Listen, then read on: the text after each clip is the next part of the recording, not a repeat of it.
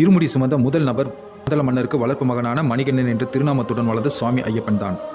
தந்தையை பிரிந்து சபரிமலைக்கு தவம் செய்ய புறப்பட்டார். அப்போது அவரோட தந்தையான பந்தளத்து மன்னர் வனப்பகுதிக்கு செல்லும் மகனுக்கு பசிக்குமே என்பதற்காக உடனே சாப்பிடக்கூடிய உணவுகளில் ஒரு பகுதியாக நாட்கள் கெட்டு போகாத வகையான நெய்யால் செய்த உணவு ஒரு பகுதியாகவும் வைத்து 2 முடிகளாக கட்டி கொடுத்து அனுப்பினார். இருமுடி சுமந்து சபரிமலை யாத்திரை சென்ற முதல் நபர் சுவாமி ஐயப்பரே. தனக்கு வயதாகிவிட்டது, உன்னை காண வேண்டும் என்றால் நான் எப்படி வனத்துக்குள் வருவது என்று பந்தளத்து மன்னர் சுவாமி ஐயப்பனிடம் கேட்டார். அதற்கு சுவாமி ஐயப்பன், நீங்கள் என்னை காண வரும்பொழுதெல்லாம் பந்தளத்திலிருந்து சபரிமலை வரை கருடன் வழிகாட்டுவார் என்று கூறினார். பந்தள மன்னர் ஐயப்பனை காண வரும்போதெல்லாம் ஐயப்பனின் ஆபரணங்களை எடுத்துக்கொண்டு வந்து அவருக்கு அணிவித்து அழகு பார்ப்பதை வழக்கமாக கொண்டிருந்தார்.